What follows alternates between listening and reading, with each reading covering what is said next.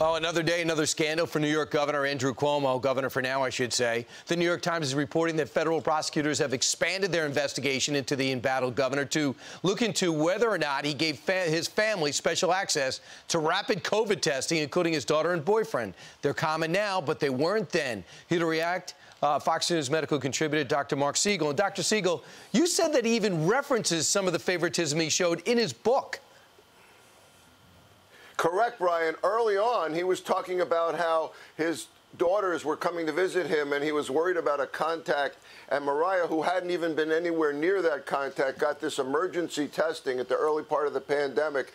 And this is where the rapid testing for a PCR, the nasal swab, goes all the way to the state lab, and bang, you get results in hours. And that system is set up for those at high risk so that we can contact trace, so that we can figure out who to be isolated and who to prevent spread from. And it's not supposed to be used for some VIP situation where the governor and his family are at the front of the line. But you saw that all the way from the beginning. Do you remember when his mother, Matilda, may she do very well in her late 80s, she was cocooned away from everyone, while meanwhile people were being readmitted to nursing homes who were COVID-19 positive? Inconsistency, contradictions, narcissism. So also talk about Giorgio DeRosa.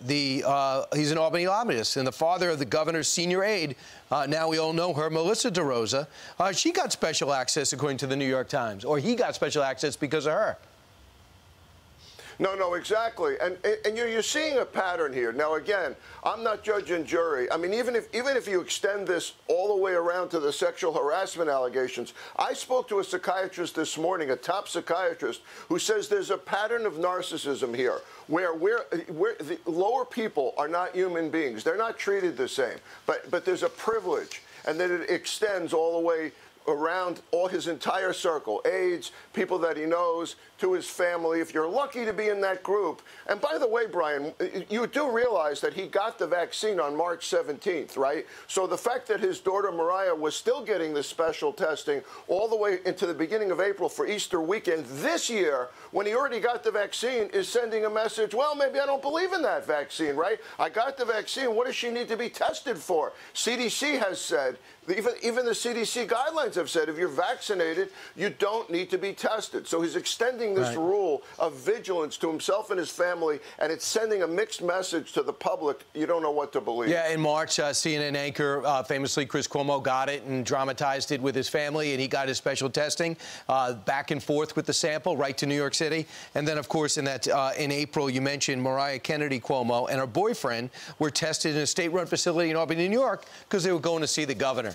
So, I mean, the brashness in which he does this, and finally we get this investigation. When are we going to get the answers to this investigation? How much time does it take? The New York Times already found out this, and they're not exactly an enemy of the governor. Final thought?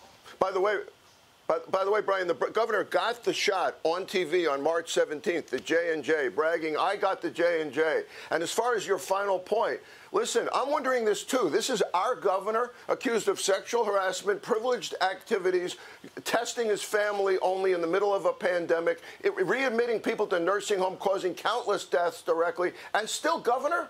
Right. What state are we living in here? And by the way, what year is it? Here we are in 2021, and he's attacking the accusers and defiantly standing up. That's his brother's advice to him, who's a lawyer.